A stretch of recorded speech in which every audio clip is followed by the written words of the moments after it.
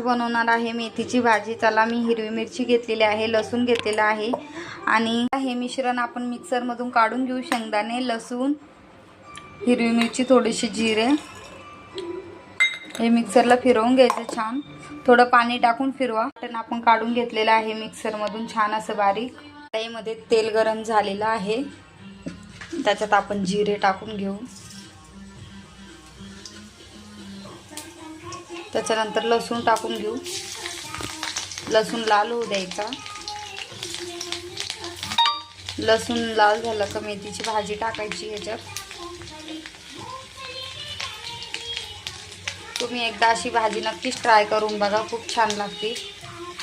मला तर अशीच भाजी आवडती आणि माझं छोटं बाळ आहे 1.5 वर्षाचं, त्याला पण अशीच आवडती। मी त्याच्यासाठी कमी मिरच्या टाकत असते, थोडी फिक्की करत असते, कारण की तो पण खाऊ शकतोय अशी। तर लसूण लाल होऊ द्यायचं आहे छान फ्राय। लसूण लाल होत आहे।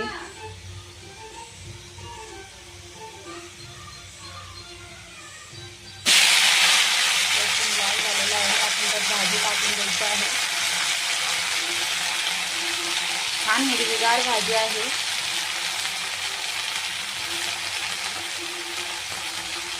भाजी धुवून घेतलेली आपण छान आणि टाकून दिलेली आहे। फ्राय करून घ्यायची आहे 5 मिनिटं। आपण चवीनुसार मीठ टाकणार आहोत,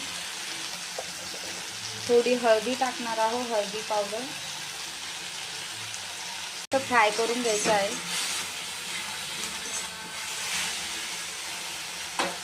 छान असती भाजी आणि खूप हेल्थसाठी छान असती।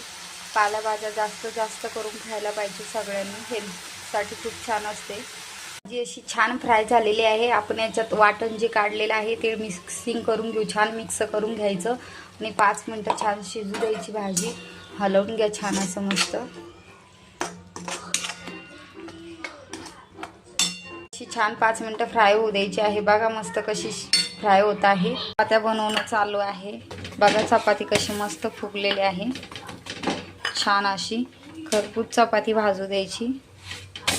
बघा कशी छान चपाती फुगलेली आहे। बघा मस्त आपली इथं भाजी रेडी आहे, किती छान झालेली आहे बघा हिरवीगार, आणि ते पण खूप मस्त झालेले आहे। खायला खूप टेस्टी लागते, तुम्ही एकदा ट्राय करून बघा। व्हिडिओ आवडला तर लाईक सबस्क्राईब करा। चला बाय, थँक्यू फॉर वॉचिंग।